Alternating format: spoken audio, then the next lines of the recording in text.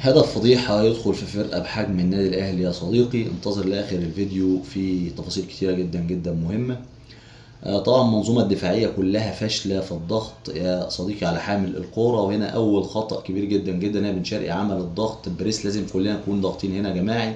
هنا إمام عاشور هنا ساب الراجل يستلم بمنتهى الأريحية إطلاقا. هنلاقي هنا مروان عطية برضو الخطأ اللي بعد منه، مروان ساب المساحة في ظهره، كان لازم هنا يقف مروان عطية. كان هيتجنب ده كله، لكن مروان عطية لما خرج طبعا من المساحة اللي في ظهره، اتلعبت هنا الكورة بمنتهى السلاسة في ظهره هنا لمحمود صابر.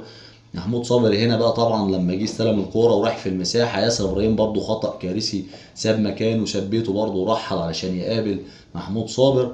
محمود صابر هنا زي هنقف هنا يا صديقي، هنا هنلاقي بقى الكارثه الكبرى هنا طبعا في طاير محمد طاير، او فاشل محمد فاشل، لعيب فاشل اطلاقا تكتيكيا. هو نازل اصلا مخول للحته الدفاعيه، هو نازل خصيصا عشان الحته الدفاعيه والمسانده الدفاعيه محمد هاني. هنلاقي هنا مساحه كبيره جدا جدا في ظهره هنا، وفي ظهر محمد هاني على اللعيبه. طبعا هنا اضطرت ان هي ترحل عشان خاطر المساحه. هنا كان لازم طبعا محمد هاني برضو الخطا الكارثي الاكبر محمد هاني، ان محمد هاني كان لازم هنا يعمل اسكان على طول، يلاقي ان في هنا المساحه في ظهره، لازم ما ينضربش، لازم الكره ما تعديش في ظهره. محمد هاني كان لازم هنا يقف ويعمل ستوب هنا ويخلي اللعيب يستلم بوشه.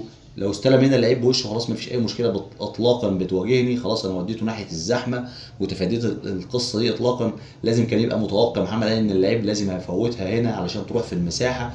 لكن محمد هاني هنا بمنتهى السذاجه اتضحك عليه، وعمل هنا طبعا بعد خطأ كارثي منه الزحلق على الارض ونام. الراجل هنا ما بلقاش ادنى سهوله ان هو ياخد الكوره وينطلق بيها ناحيه محمد الشناوي. طبعا محمد هاني نام على الارض زي ما احنا شايفين يا صديقي.